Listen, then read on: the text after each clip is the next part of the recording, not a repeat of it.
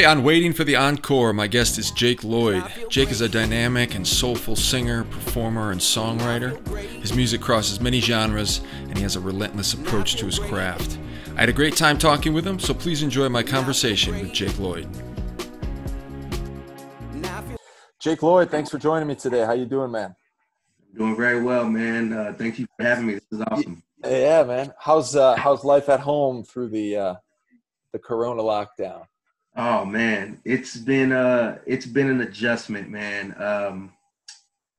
Even before the coronavirus, I was at home a lot with the kids just because of my work schedule. I get off early, so I was always at home.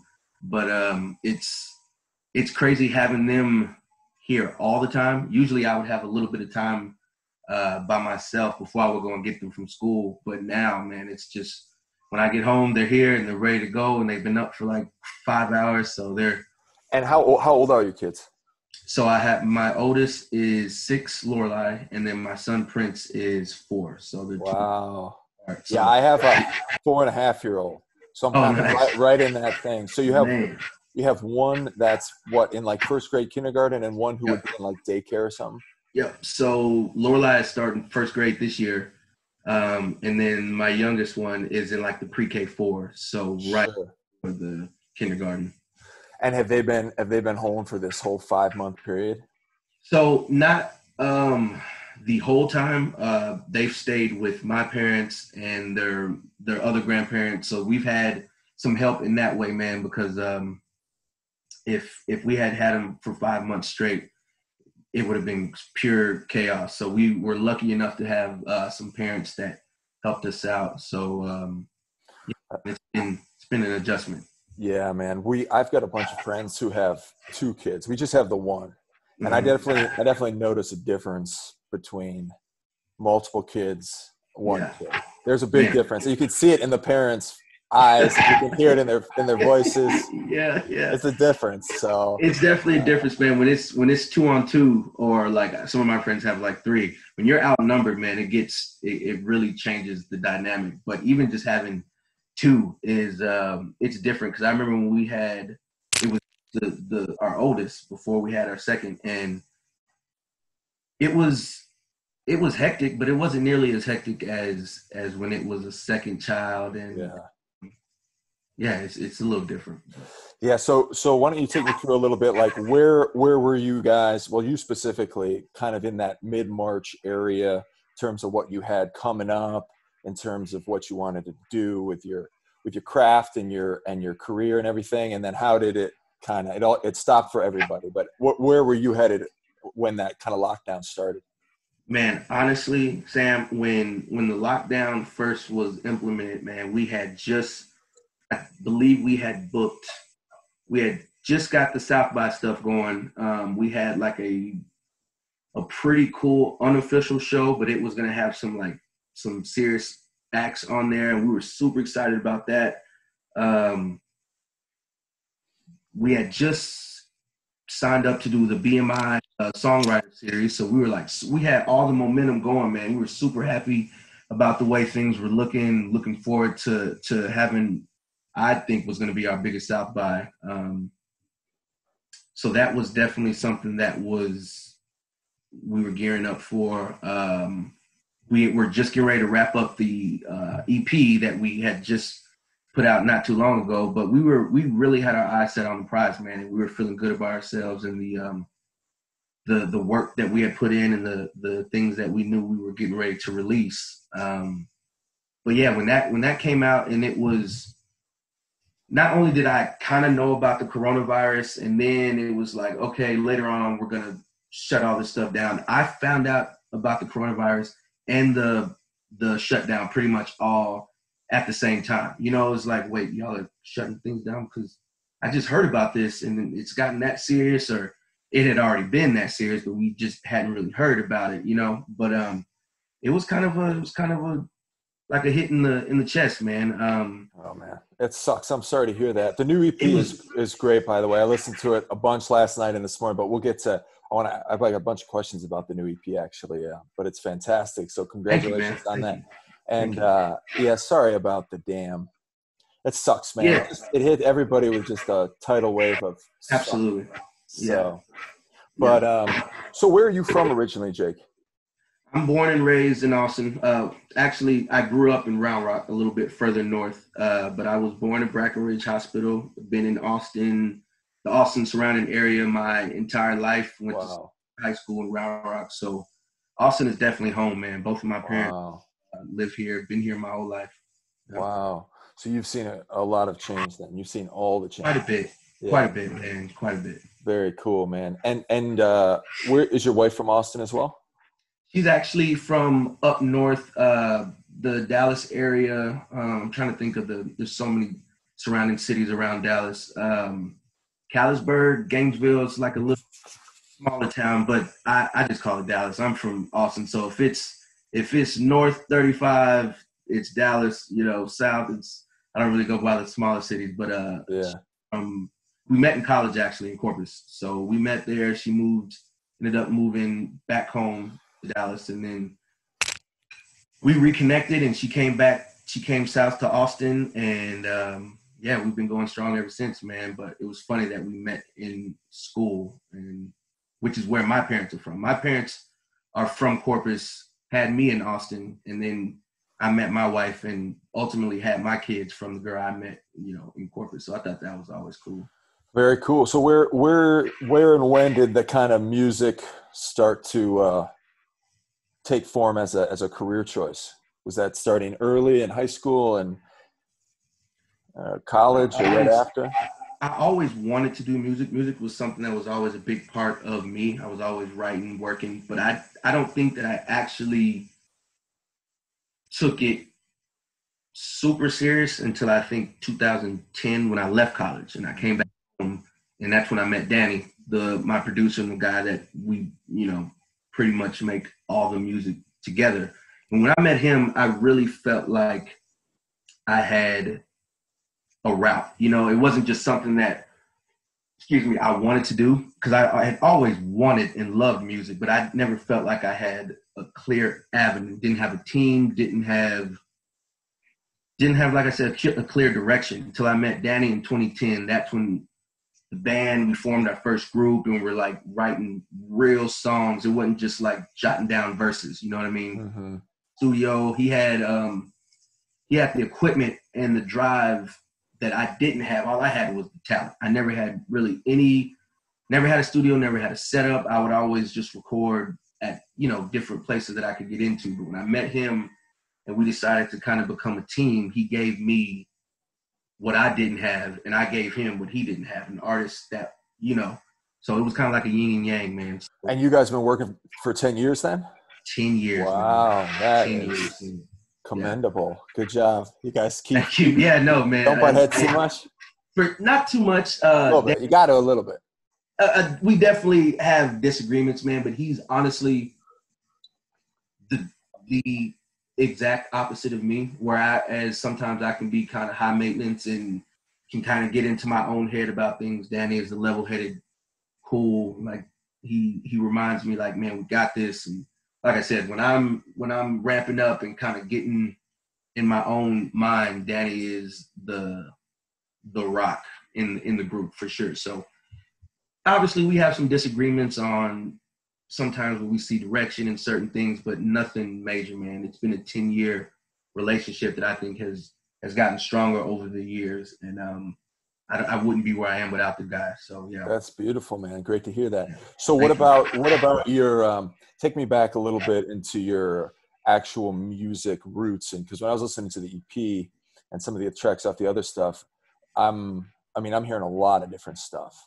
So it would be hard for me. I'm not a big fan of, I don't think many of us are. I'm not a big fan of genre labeling in general, but where I think I hear a lot of things, but some of them I can't quite put my finger on. What was kind of your, from that adolescence where you start to absorb all that music and it starts to really make an impression? What were some of your biggest influences?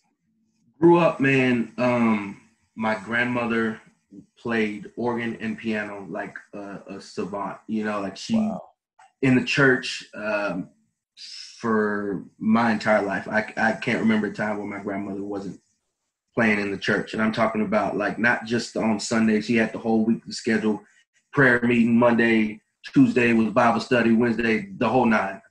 So I grew up with a big gospel background. And then my dad, who was a singer and, you know, wanted to be a musician as well, which is one of the people I got my love for music from, is my pop. He was the guy that was showing me the soul and funk records, man. I remember hearing Bootsy Collins at a young age. I remember, you know, like Confunction and all those old school cats. So I had a heavy R&B, Motown background. I remember the first time he played the Temptations for me, it was mind-blowing. David Ruffin's voice stuck with me, man. So stuff like that was my dad. And then my mom, who's a little bit younger than my dad, she was the one that showed me a lot more of the like 90s R&B. Mary J. Blige, Usher. I'm a 90s kid. I was born in 88, so I got to see all of the 90s R&B in real time, you know? And not only just R&B, but like I feel like 90s is one of the best decades for music in general, personally. Mm-hmm. Pretty much everything that was coming out, man, from grunge to the pop punk to all of that. So I appreciate so many different styles of music, and I love everything. There's really not anything that I just don't like. I have favorites, but dude, I love everything. So that's why you kind of hear some of those influences, man, just because really the R&B and soul is the foundation. That's what I know most about. That is what mom and pop both had playing in the house at all times, you know. But once I got to college, man, it kind of started finding myself hanging out with different crowds and listening to different music. And that's when I really got into like metal and stuff that I didn't hear at my house. You know, when I got to go out and grab my own stuff for me. So that's when I really started looking outside of the R&B genre. And yeah, man, it's something that I take a lot of pride in. I take a lot of pride in knowing about different bands and genres, and I take it very, very seriously. So yeah, man, I think that 90s soul is kind of at the forefront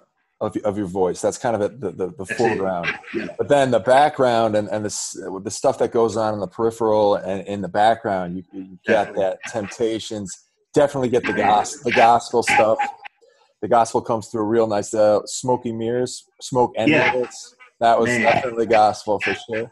Definitely. And then what about some of your hip hop guys? Because I could definitely. Oh, the pass. By the way, that's a great flow. Thank you, man. I love that Cartel hook. I want to ask you more about the Cartel lyrics and stuff later, but go ahead with your hip hop favorites and stuff. So the rap and hip hop is another thing that I kind of found on my own. Mom and dad definitely listened to rap, but there was something I kind of, when I got into about 4th, 5th grade, man, the Hot Boys, Cash Money, I found that stuff, the No Limit, the kind of like underground rap that was coming up to the mainstream. I used to listen to a lot of like Texas rappers, Zero, and so it was like, I guess 4th and 5th grade is when the kids at school, I started like listening less to what my parents were listening to and started listening to more like what the kids at school, we were like, hey man, Walkmans were pretty new. And they're like, this Burn CD, man, let me hold that for a night. Let me listen to what you got. Yeah.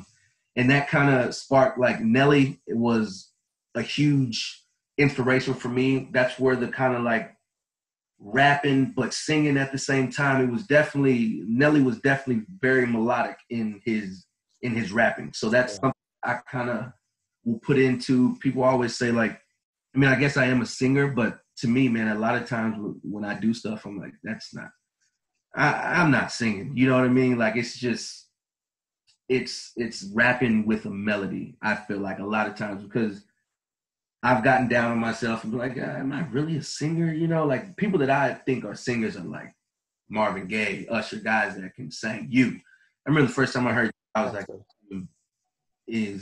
so You have a great voice, man. So you should Thank you. feel good about it because I appreciate it, it's man. got a lot of levels to it as well. So yeah, I remember when I was in fifth grade is when I first got introduced to Wu-Tang. We had one, like everybody was listening to different stuff, and I was definitely into probably a lot of classic rock at that time. But I had one friend who, like, in the middle of our it was probably sixth grade actually, but in the middle of our basketball and football practices, he would just start spouting out about killer bees and everything. Yeah. What is he talking about? It sounds awesome. You got to show me where does that come from? So, but that's awesome. Yeah. So living in Austin and coming up in Austin, have you been able to kind of, when I was young, I wasn't like a heavy concert goer as a young person, you know what I mean? Right. So, but living in Austin, were you able to kind of enjoy those 80s and 90s years, or, kids aren't always allowed to venues and stuff anyway, or was it just kind of it's there, but I don't really get to partake in it too much? I was kind of like that, man. I was kind of like you. I didn't really go to a whole bunch of concerts. I guess maybe because I didn't actually live in proper so much. I definitely knew 6th Street. I knew the stuff was going on, but I didn't really. I think the first concert I ever went to, I was definitely at least in middle school, high school. So probably like 8th or 9th grade. And it was it wasn't even it was at the rodeo. And I want to say Nelly was the first concert I went to, and he came. Nice. The Expo Center or something like that, man. So it wasn't like at the Frank Irwin Center or like a big venue. But yeah, I didn't really go out and get to enjoy the live music scene in Austin probably until I was grown, had come back from college and really started hitting the circuit and performing myself. That's when I really got introduced to, oh shit, this is awesome. The nightlife is when I kind of started doing it. Yeah, it probably wasn't as family friendly as it is now back in the 90s and stuff. It was probably a lot of 21 and over events, or at least college and over, Absolutely. Now you can be 5-year-old and get into every concert in the city. Headphones, you have the earphones on or whatever. Totally. Yeah.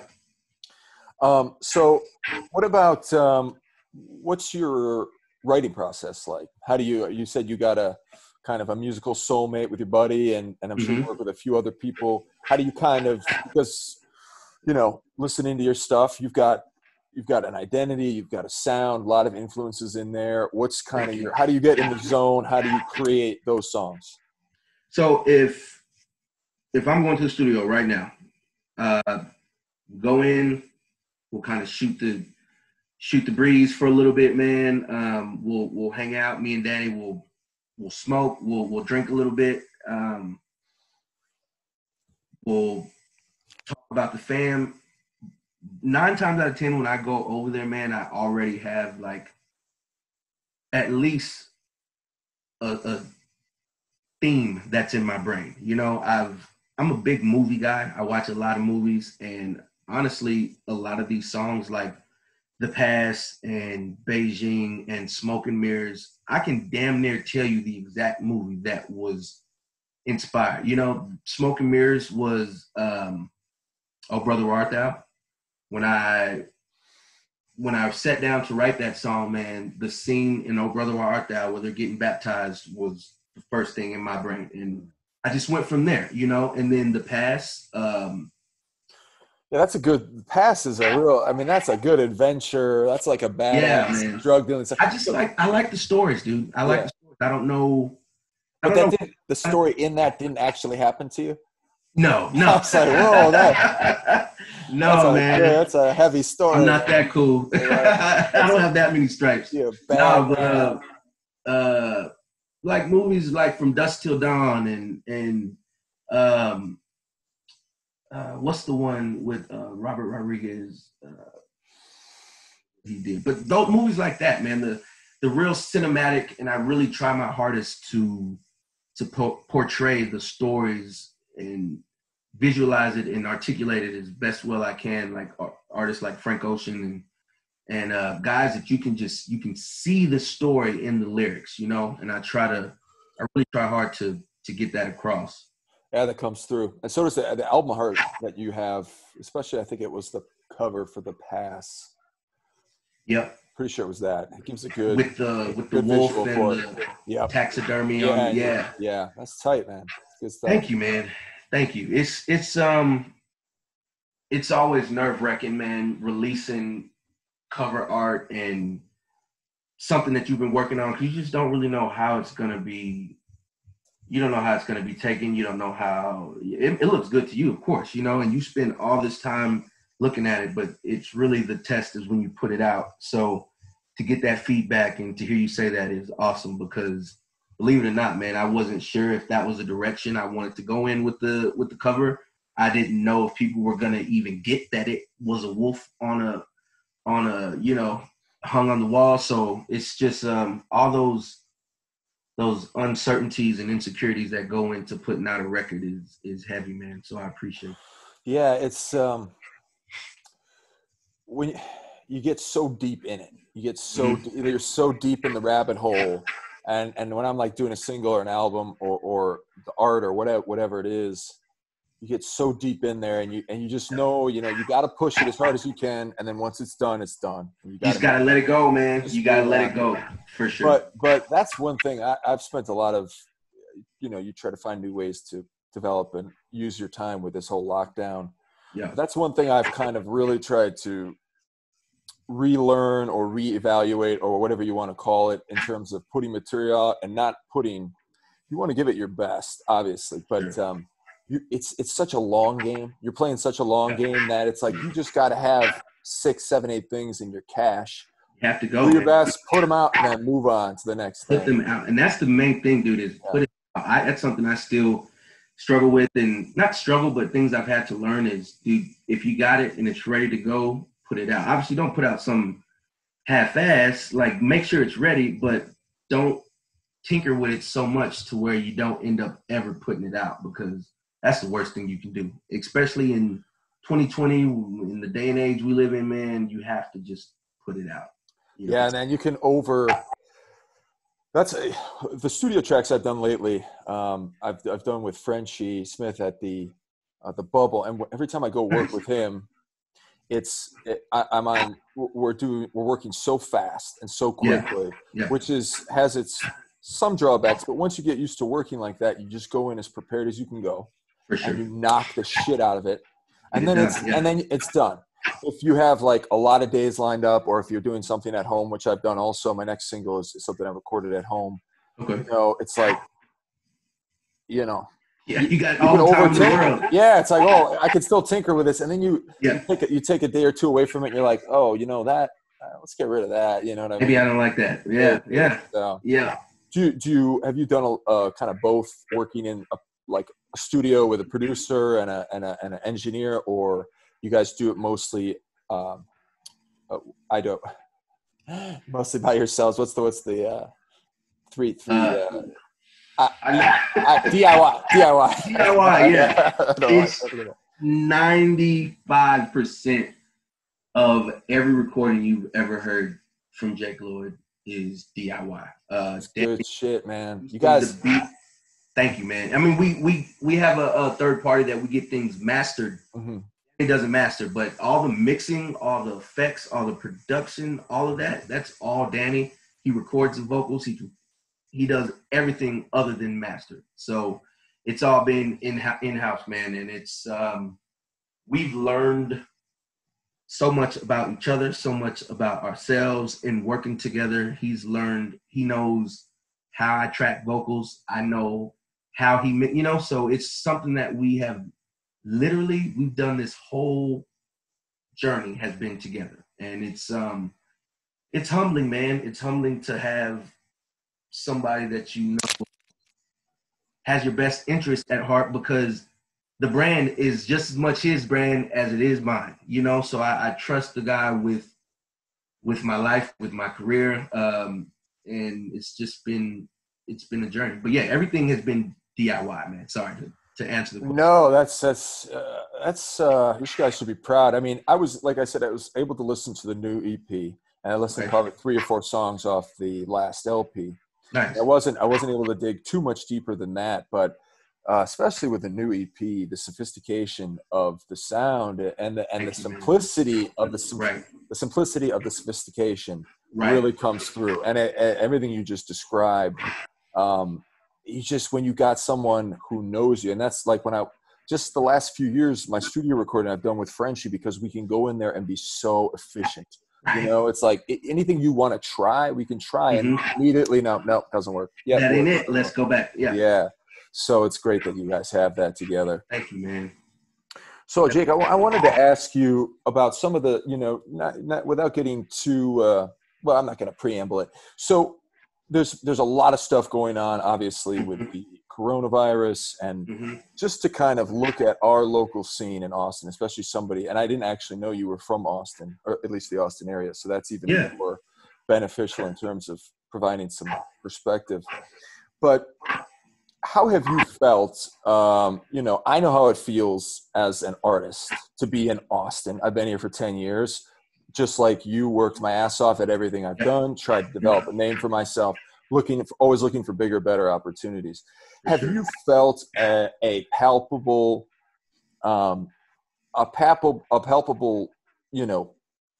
thing as being a Black artist in Austin? And just to kind of piggyback on that, Jackie Venison, who's somebody we all know and respect in the city, who's had a lot of success in the city, has been more vocal and taken her stand against what she feels is a lack of diversity in the Austin music scene. So I'm just interested to know how you feel about that. Any perspective, any light you shed on that, I'd be interested to hear. Yeah, man, it's I've definitely felt it. I've felt it at almost every level. I've felt it at the venues. I've felt it kind of talking to tastemakers. Just when it's not so bad now, but it's still, you can kind of get the look sometimes. But when you tell people you do R&B sometimes in Austin or make hip hop music, it's kind of like you can kind of see the eyes gloss over sometimes. I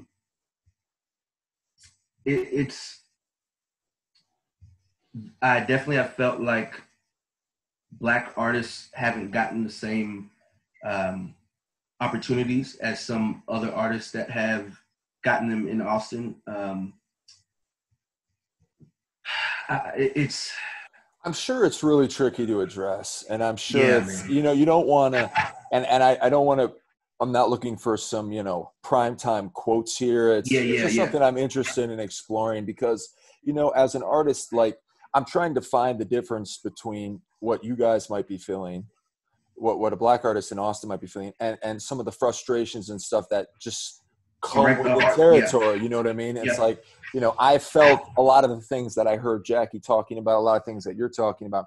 I felt the same way in my own way. And obviously with me, I've no frame of reference from a race perspective, but I'm trying to get further into that issue to just kind of understand it. And if you don't have a, exactly what you want to say, by all means, don't force it. I'm just interested in anything that may have stuck out that you tried to I just feel like the city of Austin has never really taken R&B, hip hop, urban music seriously. It's never been something that they thought really took a lot of, I don't know if they necessarily didn't think it took a lot of talent, but it wasn't like something that they were looking for. They never really seriously, hip hop, rap is not even really like, you're not an artist. You're a rapper, like rapping, and I feel like in Austin, that's the first thing that has needed to change for a while is the level of respect of all level of respect for all types of artistic expression. Like, Austin has always been very well into the rock and the blues and all that stuff, which is great, but it's other genres of music that take just as much talent, and it might not sound like what you're used to, but it's still music and it's still something that these guys are spending hours crafting. So I feel like that's the main thing that I've experienced personally, is just trying to show people, like, if somebody were to call me a rapper, which I absolutely am, it would kind of be offensive to me coming from somebody here in Austin, because I would take that as, you don't take what I do seriously. Worked very hard to show people that not only do I rap, but I sing, and I put different aspects of other music than just R&B and soul in my music, you know, because obviously soul is having a huge renaissance right now from guys like what's the cat's name? Obviously Gary Clark, but the one from Dallas who I really like, Leon Bridges. Leon Bridges. Yeah, a lot of soul like guys. Like, yeah, huge guys that are dope, and those guys are starting to get respect now, you know, and it's showing Austin like, oh shit, maybe there are some soul cats like Tomar and guys that really deserve that. But I want to show people that I can do that, but also, hey, don't just call me a soul singer. I just want to be an artist, you know, and that's what I really think my music and the diverse sound, I would like to hope that's what it's advocating for, is showing that just because these guys rap and are rappers doesn't mean that we should pigeonhole them and not take what they do seriously. That's me. That's what I've seen, and I've worked so hard, man. I literally have, Sam, like, you don't even understand, dude. I've put above and beyond to show gatekeepers and radio stations, and so it's weird with this EP.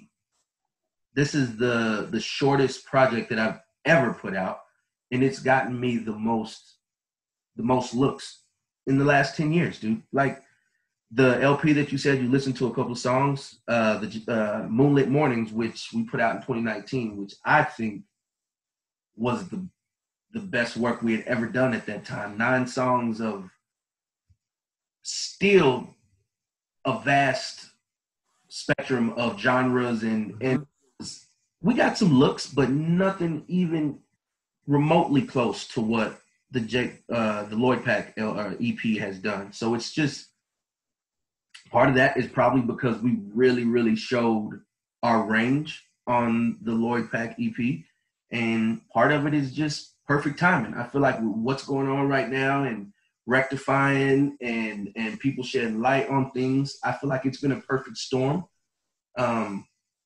I'm not going to sit here and say that I feel like if we had to put this LP out or EP out last year, that it would have even gotten the same looks. I feel like it's all perfect storm, man. It happened at the right time, and with the eye-opening things that are going on around the country and in the city, I feel like it's just it worked, and we were lucky that we put it out when we did, and that very blessed.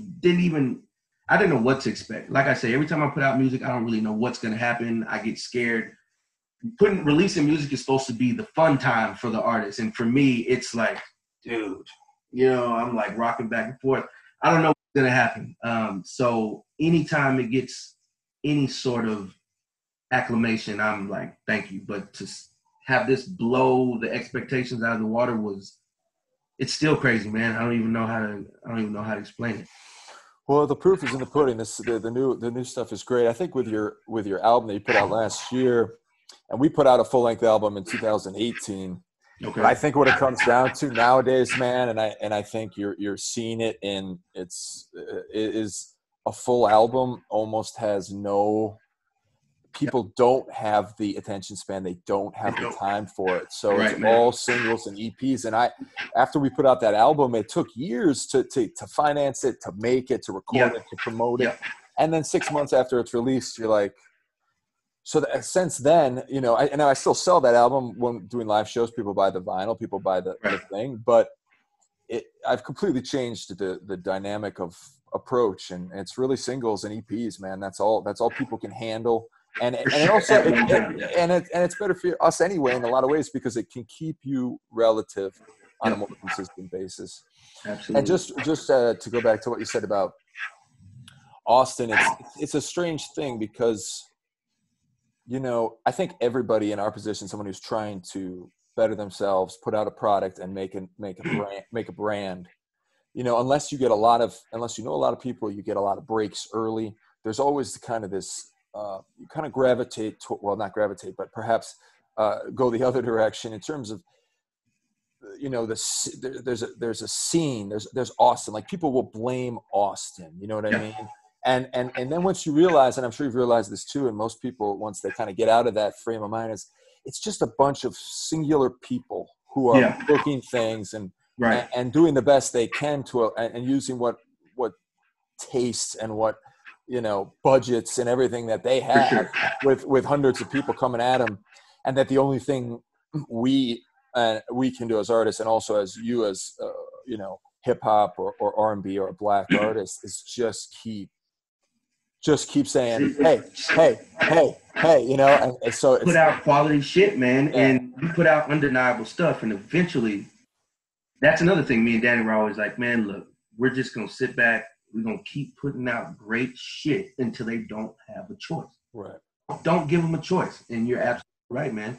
The only thing that you can do is put your nose to the grind and continue putting out, get better. While you're getting overlooked and slept on, continue to get better. So when you got everything ready to go, it's undeniable. So you're absolutely right, man. And and that definitely comes through with you, just in terms of the work you do, and also the kind of just the way you're coming at it with your social media presence. It really comes through. You, man. Just one more thing, Jake, before we wrap it up. How are it seems like this whole thing is not going to really end anytime soon, and it seems like our kids aren't going to be going, getting into school in any normal way. It doesn't seem like live music is going to come back anytime soon. What are you trying to get going? Why what are you doing while you can do it? And what's your plan for the next 3, 4, 5, 6 months or whatever? Man, we have been doing a lot of live streaming. So it sucks because the place that we've rehearsed at for like the last 5 years is getting shut down in September. The band. Which one is it? The band Co-op. It's off of Co-op. Kind of up by like Cameron Road. That's getting shut down just recently?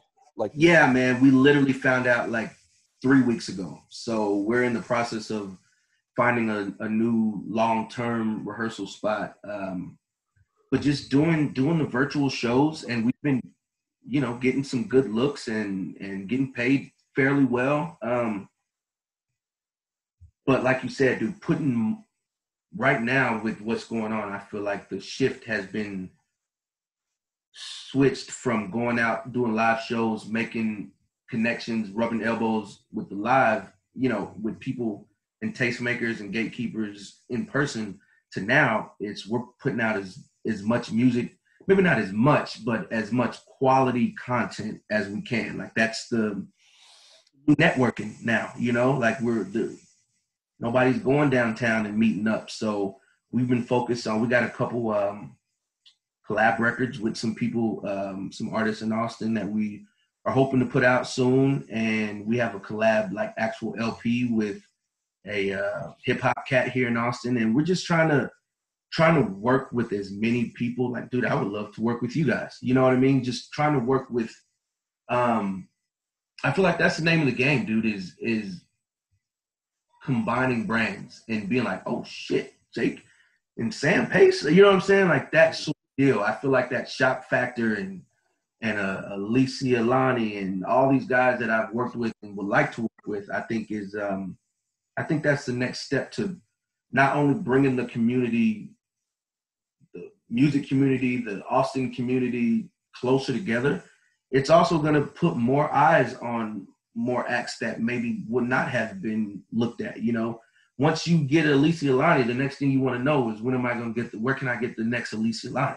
So that's a whole group of artists that wouldn't have been maybe looked at unless Alicia had come in. So that's what I want to do, man. I want cats to look at me and be like, where are the other Jake Lloyds? Because there are plenty of Jake Lloyds in Austin, or I don't know about plenty, but I'm not the only one that looks like me, that sounds like me, that you know, so that's been my focus, man, is trying to make as much quality music, not only quality, but like with other acts, because I feel like the collaboration is what's really going to take me to the next level, and hopefully the people I'm collaborating with as well. Sounds very cool, Jake. I want to thank you for doing this with me, buddy. This was really fun. And Man, thank you so much. I'll be sure to put some nice promo on this thing so people can follow you and all that stuff. Yeah. Thank you, man, so much, Sam. You know, anytime, dude. Anytime. Thank you. And I'll try to get you back on here as soon as I get this ball fully rolling, and we'll Hell yeah. see where we're at in 4 or 5 months. Good, dude. I'll be here. Buddy.